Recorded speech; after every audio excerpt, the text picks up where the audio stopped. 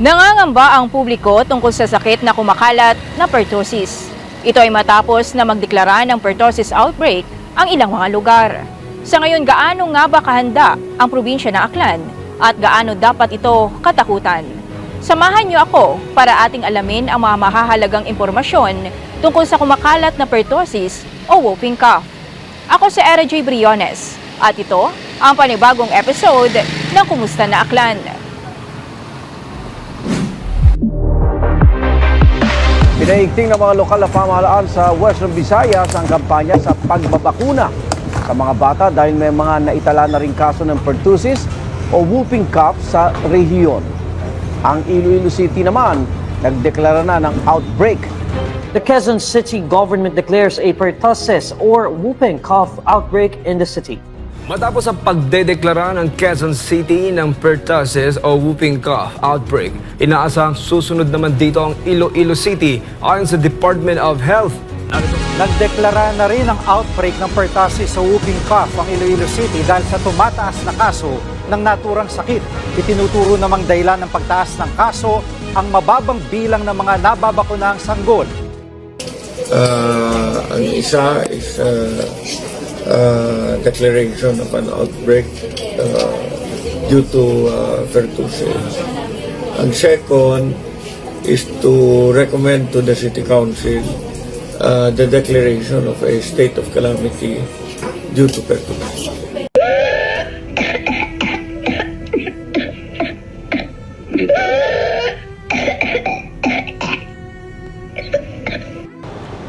Personal nating nakapanayam si Kalibo Vice Mayor Dr. Cynthia de la Cruz kung saan ayon sa kanya patuloy sa ngayon ang ginagawang mga hakbang ng LGU upang maiwasan ang sakit na pertussis. Isa ka big issue niya katon the occurrence of pertussis, and they are saying that there's an outbreak of pertussis in some parts of the country. But I'm happy to note nga iya sa Kalibo hay mapakita ta outbreak. Possibly because aton nga vaccination, iya immunization naton hay manami. No? Ga-educate kita through Trimedia. So I was able to talk man sa radio and kamo and aton nga mga doctors hay ga-educate man sanda. Kaugnay nito, nagagalak si Kalibo Vice Mayor Dr. Cynthia de la Cruz dahil sa karamihan sa mga sangkol at mga bata ay fully immunized. We are very thankful nga most sa mga children naton are fully immunized.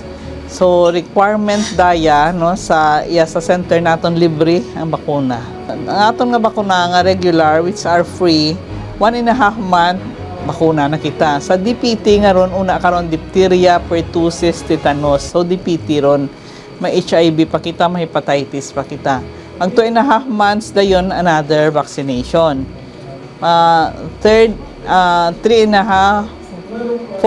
month third vaccination.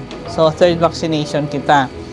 And mag 15 months another fourth vaccination sa DPT, pertussis included. And 3 to 4 years may una gyapon na vaccination kasi we are speculating or it's a study gali na every 7 years gawin off yung vaccination. So sa mga adult may bakuna pagid ang pertussis pero lower dose, may certain dose sa adult stage. So makaron hay bukon gid man it kaabo nga kaso kato na mga kutkuto kay Dr. Bong Watson hay may mga suspected cases sanda one last time ginambal na nakakon other day ang ginapadala sa Manila sa RITM sa tropical medicine no laboratory na ma-diagnose kit imo as pertussis. Pero I'm happy to note na kung nakaadto ka mo sa mga doktor hay makilala dayon namon mi as a pediatrician madali man namon makilala dong pertussis nga ron dahil sa ubo pa lang nana at the same time alang mata karon hay may gadugo because sa pressure sang ubo nga kabaskog ay gadugo andang mata no and madali man matreat man namon no gakamatay lang sandaron kung mabuhay nga hindi sa namagapan Pinayuhan din ni Dr. Cynthia ang mga magulang na bakunahan ng kanilang mga anak, lalo na ang mga sanggol para mabigyan ng proteksyon laban sa sakit na pertussis. So ato mga nanay, na-advise ko gid kinyo para ma-prevent daya hay magpabakuna gid kita no. Kag I know you are doing it.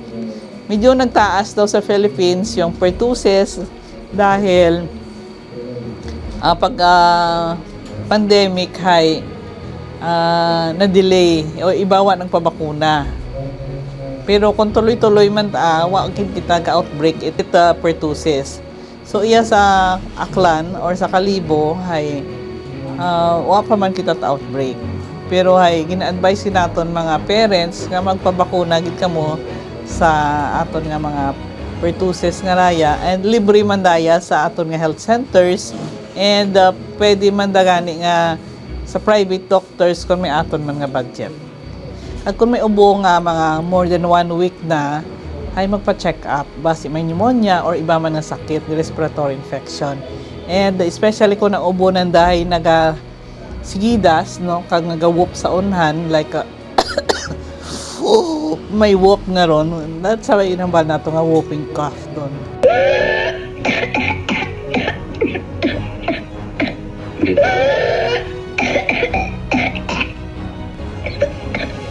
So kinahanglan ay ma-check up tayo ni doktor. And take good care of our children nga kung once may gaubo-ubo nga ron hay magpalayo, mag-mask gid kamo including mga unga naton para hindi kita matapdan dahil daya abihay sa pag droplet daya no sa aton nga laway no nagasaylo sa ibang nga mga tao. So wash your hands also para iwasan ang pag-travel itay nga bakterya. Ayon naman kay Dr. Cornelio Quachon Jr., Chief of Hospital 2 ng Dr. Rafaelas Tumbukan Memorial Hospital, na ang pertussis ay ang nakakahawang sakit kung saan ayon sa data ng Department of Health na ang karamihan sa tinatamaan ng naturang sakit ay ang mga sanggol na below 6 months old at hindi nakatanggap ng bakuna. Rheumaticus is sangka nakakahawa, so very communicable nga mabuo naton ra paagi sa paghatsing, pag-ubo. Sa makaron gani is may mga lugar ota nga declare nga outbreak like sa Iloilo City. Actually ro una nag-declare was Quezon City, Pasig, and Ulihi ro aton nga Iloilo City because nga may mga confirmed cases sanda.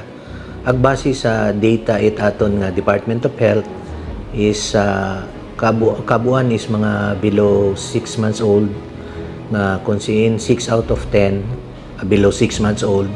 Kabuan man sa mga may kaso ay wa ta it bakuna, wa nakabaton it bakuna kontra sa pertussis. Dagdag pa ni Dr. Quachon Jr. na ang sakit na pertussis ay nagagamot dahil ito ay bacterial infection at mayroon ding ibinibigay na bakuna sa mga sanggol laban sa naturang sakit. Actually may buong manggara because ro pertussis sabi nga ra is a bacterial infection caused by Bordetella pertussis. So it's a bacteria. So medyo mga week lang ro pagtawid antibiotic depende sa pag-manage within 4 to 14 days. So may mga antibiotic kita antibacterial. Ag may bakuna man kita nga ginatao kapin pa sa mga bakuna naton sa mga kapsag nakakabaton sa daron it 3 ka dose it actually ro bakuna nga ginatao sa 6 weeks old, 10 weeks old, ag 14 weeks old daya ro ginatawag nga pentahib. Ro pentahib kay bahano ta karon ro diphtheria, tetanus, pertussis, plus ro imo nga Haemophilus influenza B, ro Hepa B. So dapat ro bago ikaw mag 1 year old makabaton kaon kara it 3 ka dose it pentahib. Bakuna halin sa Department of Health nga ginatao sa aton mga health centers ay libre. Very safe man ron because nga napamatud-an nga it aton nga WHO ag DOH nga very effective ro aton nga bakuna. That's why kung tanaw naton do datos iya sa Pilipinas base sa Department of Health ay ro mga abo nga natapnan ay tag mga wata it nakabaton it bakuna.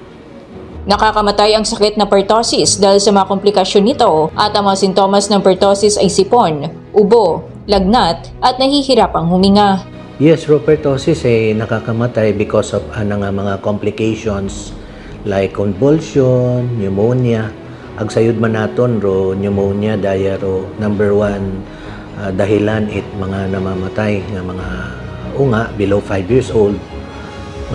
Delikado gidra, actually may mga reported deaths so kita it sa pertussis.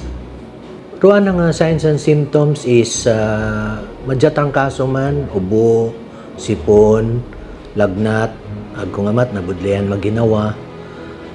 Doon lang ro kung amat tabi sa siging inubo ay nagatunog ta nabudlayan o ta maginawa, agro iba sa siging inubo ay nagasuka pa. So doon ro common nga mga simptomas ag senyales may lagnat man.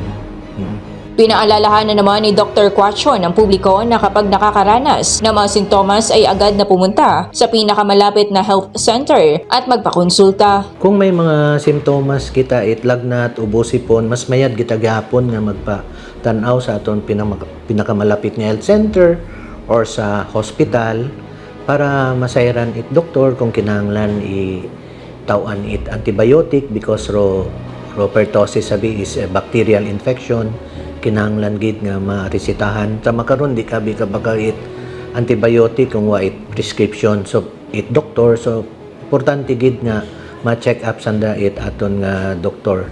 Iya sa amon sa hospital kung may mga suspected cases kita is pwede man namon buan ron it sample ag ipadala sa Research Institute for Tropical Medicine para ma-confirm naton nga raya hypertosis. So depende ron sa assessment it aton mga doctors nga pediatrician kung kinahanglan buan it sample specimen for confirmatory nga pertosis. Pero sa makaron wa pa it reported cases kita iya sa Aklan.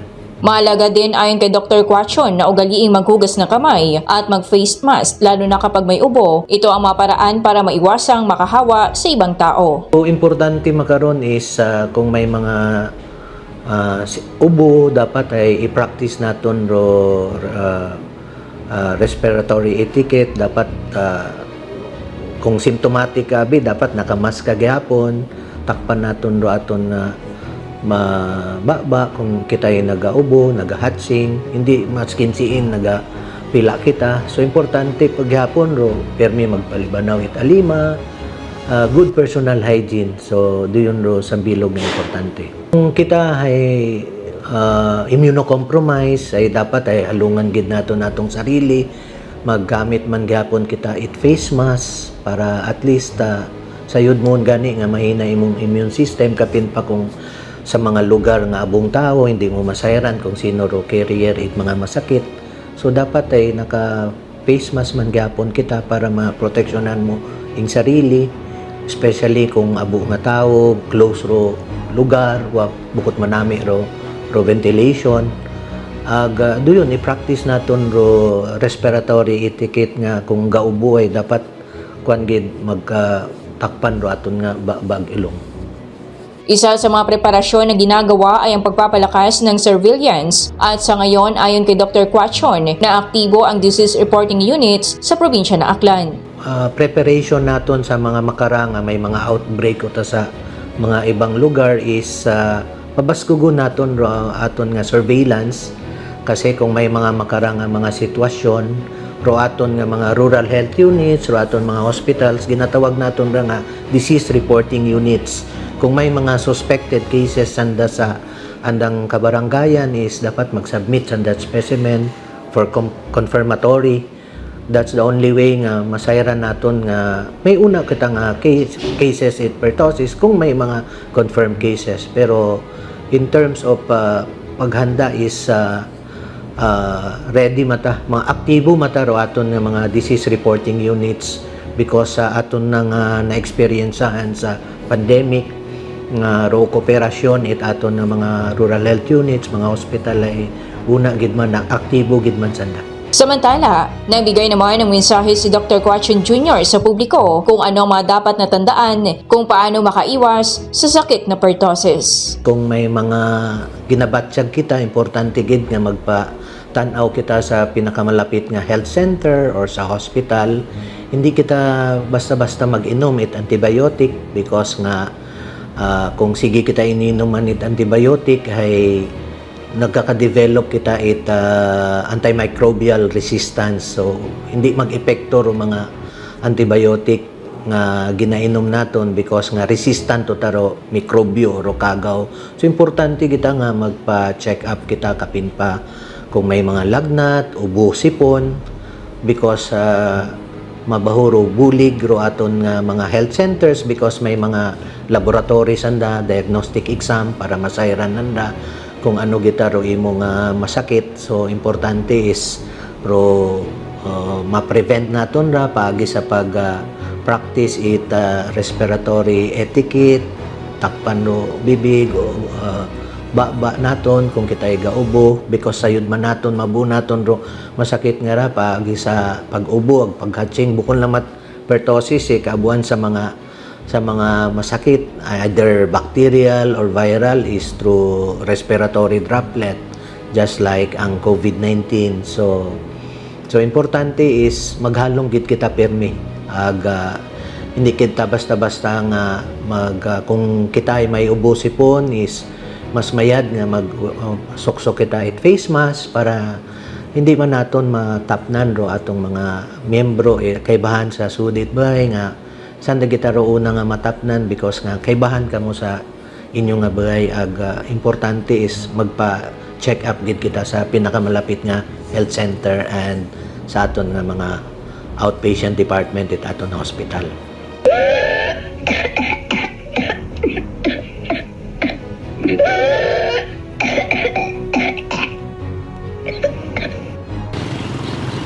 Takot at pangamba, yan ang nararamdaman ng publiko sa sakit na pertussis.